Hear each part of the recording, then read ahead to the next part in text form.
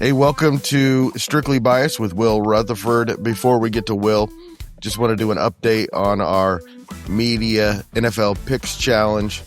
Don't want to bring it up with Will because it's not going very well for either one of us. In fact, we're both we're last.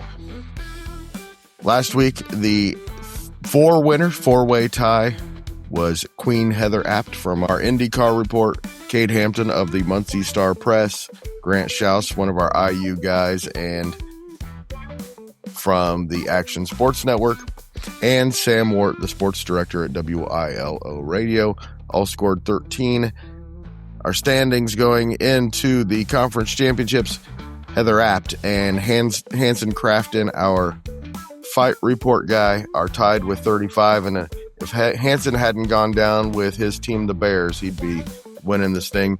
1 point behind them, Kokomo Post's Jay Stevens, and Dave Chanley of the IndyCar Report, and Elijah Poe of the Ball State Daily News, and our IndyCar guy have 31. Still in it, Cade Hampton, Grant Schaus, Sam Wart, Jake Dunn, our Purdue guy, Jeremy Giggy, White River Communications, and Mike Rich, our Pacers guy.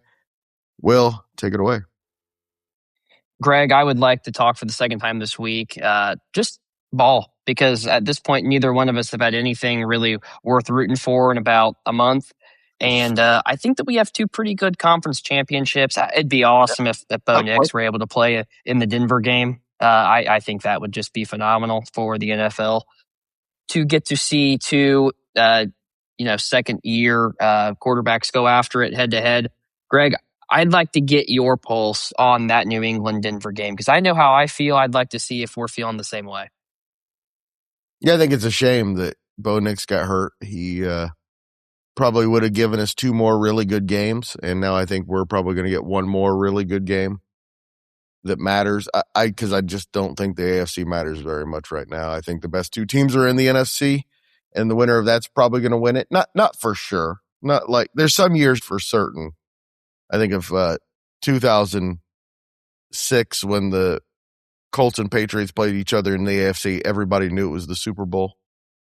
Yeah, I don't think it's to that level. But Rams Seahawks, the winner sure looks like they're going to be the champion. And I don't care about any of these teams, so I'm not super interested in it. But man, what a fascinating playoffs this has been. Yeah, it has been. I think it's interesting that we've gotten to this point because you've got the 1 and 2 seeds of both conferences. And I thought in the NFC, the two best teams were Seattle and the Rams. I'm not really surprised by that side at all. I think those two were always going to be on a collision course. The AFC, I didn't see it going like this one bit. So I am definitely surprised. I'm not surprised Denver's here. I am surprised on New England. They've played well. They've also gotten lucky and played. I mean, the Chargers just looked horrible. I'm the exact opposite. I thought the Patriots would get there because I thought they were better than the two teams they were going to play. I did not think Denver was going to beat Buffalo and shouldn't have. We always say we'll leave officiating conversation outside of this. Yeah. Not even because of officiating. I just thought Buffalo was the better team. Josh Allen just didn't have his best day. I think Denver's going to win. I think that Drake May has really struggled against pressure in this playoffs. I think that the Broncos' defensive line's better than any defensive line that the Patriots have played all year. I think the fumbling issue has been a concern for Drake May. I think he's going to cough the ball up a couple times. I really like this matchup for Nick Bonito on Will Campbell. Campbell's been a turnstile for the better part of a month now. He's played really bad left tackle. Maybe shouldn't draft an offensive tackle with really short arms. Number 4 overall pick. Maybe you just shouldn't ever draft an offensive lineman that high at all, is what I would say. Could you imagine if Tet McMillan were on this Patriots team? No. So, that conversation can end right there. Yeah. Offensive lineman. If Bo Nix were playing in this game, I think Denver wins by 2 scores. I really do. With Stidham, I think the game's going to be a little closer just because he's getting his first start of the year. I do believe that Sean Payton kind of has an idea of what he's going to do. I think he had an idea last week when he came out in the press conference. I mean, Jarrett Stidham was Sean Payton's first free agent that he brought in when he was hired as their coach. He was the backup to Russ the year that those two were together. He got an extension. Sean Payton clearly believes in his backup quarterback. He clearly believes that the talent is there, what he's been able to do for their scout team. He's played against a phenomenal defense the whole year in practice. And this Patriots defense is good too. I expect he's going to rise to the occasion. We'll see if the Broncos pass catchers can be any better. They've kind of seemed like have it out for Bo Nix a little bit in a way. They drop a lot of pretty catchable footballs. I don't love RJ Harvey behind that offensive line. I think that he's a good yard after catch, especially if they get him in space as a receiver. Greg, one thing I do want you to watch too and notice how successful the Broncos are running at a shotgun compared to running from under center. I think that's a big thing. They looked really good against Buffalo and they ran out of shotgun. I expect that will probably be where this team thrives in the run game again. Allows them to keep the ball out of Stidham's hands as much as possible, stay ahead of the chains, and control the clock a little bit. I feel really bad for the Broncos because you and I feel exactly the same way about this, and we've been wrong this entire playoff. So we weren't wrong in the two NFC games last week. No, that's true, and we really weren't wrong on Buffalo. Well, we were wrong on the 49ers, but we weren't wrong about the Patriots. We both did say the Patriots. Yeah. We're also in last in the competition. Anyway. Well, yeah. We're goofballs. There's no question about it. Okay, Will.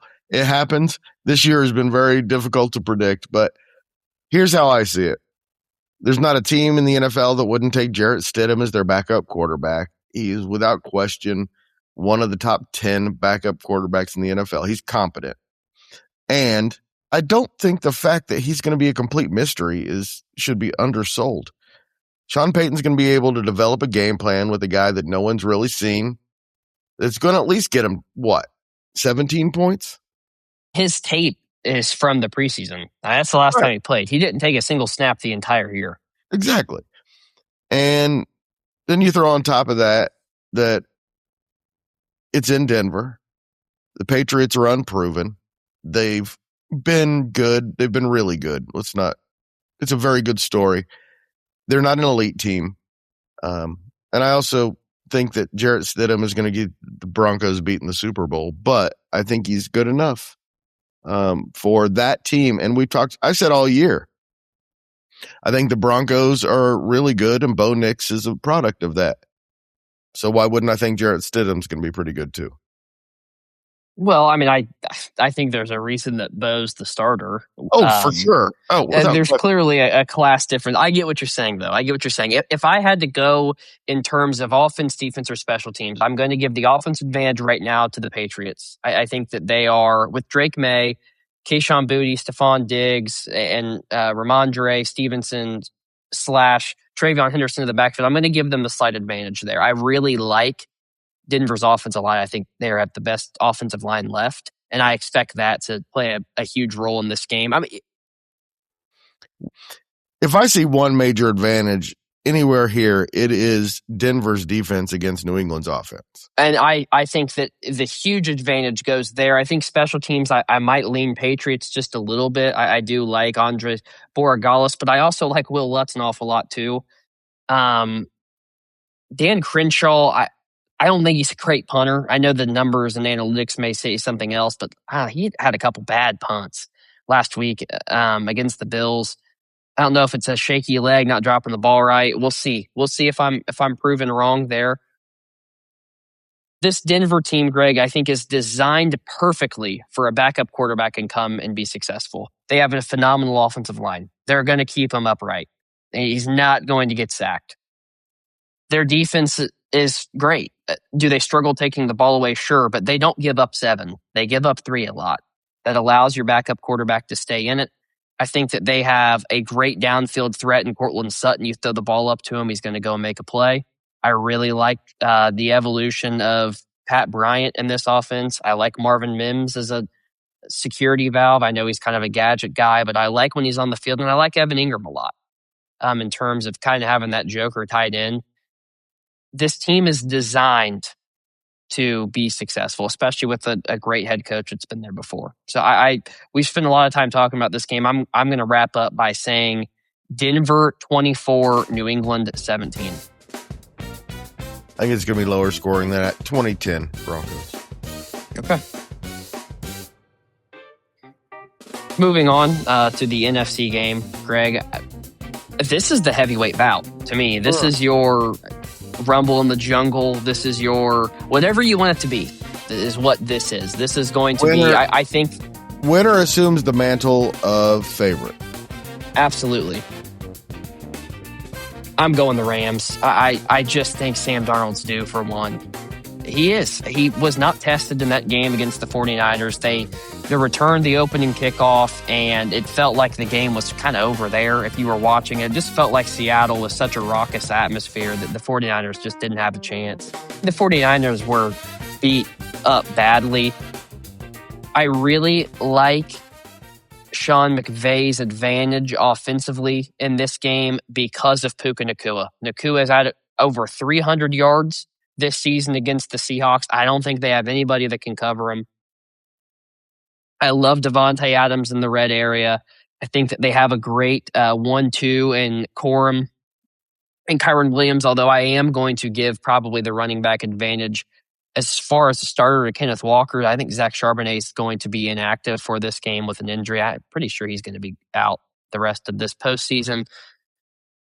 Greg, I don't love Sam Darnold. I loved him last year. I said I think that if you put competent play around him, he's a good quarterback, and I still believe that.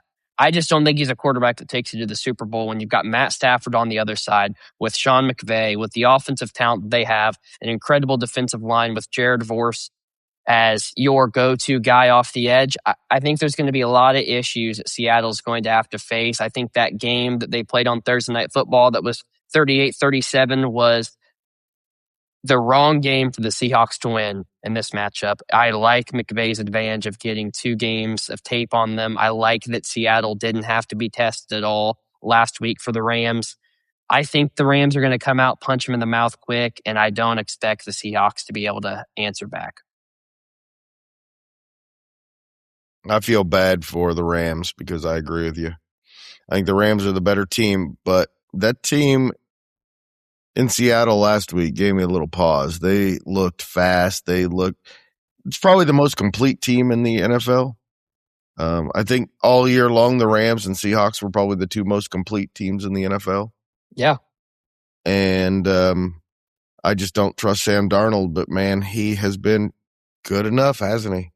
He's been good enough. And I don't want people to take this as I'm just hating on the guy.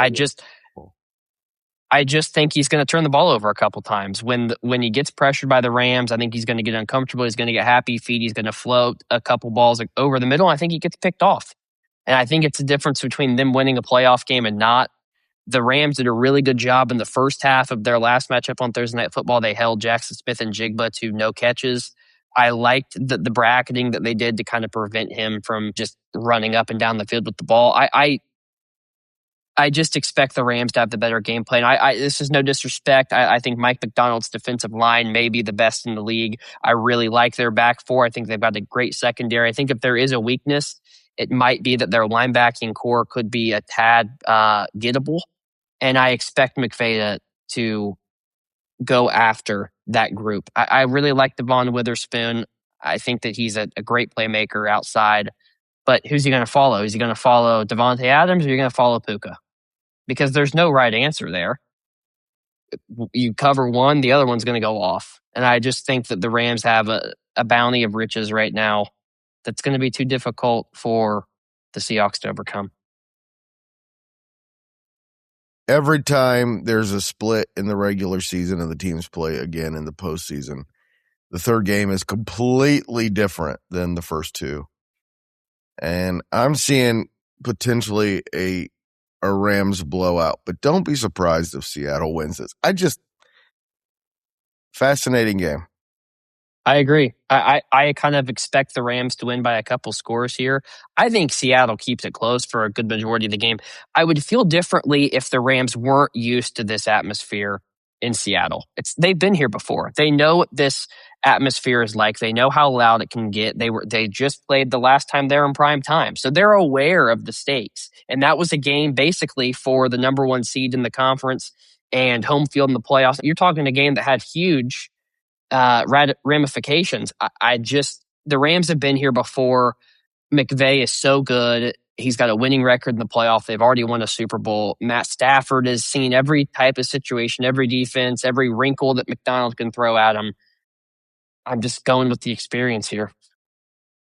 I'm taking the Broncos and Rams, but I'll say this. If the Patriots or Seahawks are able to run the ball, they'll probably win those games.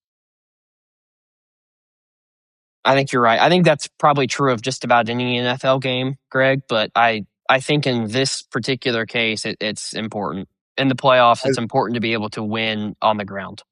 Yeah, as the underdogs in the games, it's something, according to us, not according to Vegas, but that's something they're going to have to do. And we know that the Rams and Broncos are going to. Does that 5.5 line, New England and Denver, not just feel like just free money? Probably too much, so. What do they know that we don't? I think they want people to bet on the Patriots. That's what on the Patriots. That's what they want. No, we'll see.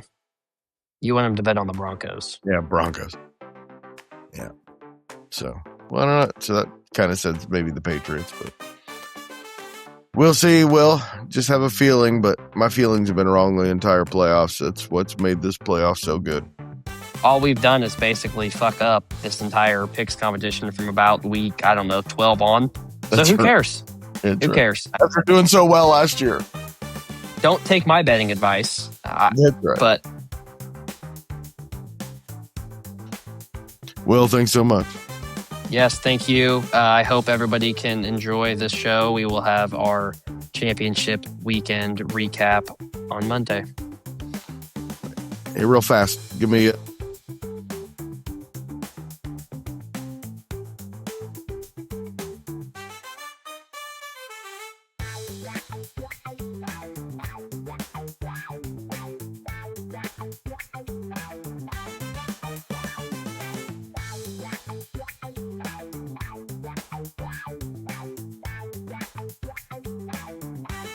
The Central Indiana Sports Report is a product of ITG Media, and I love Susie.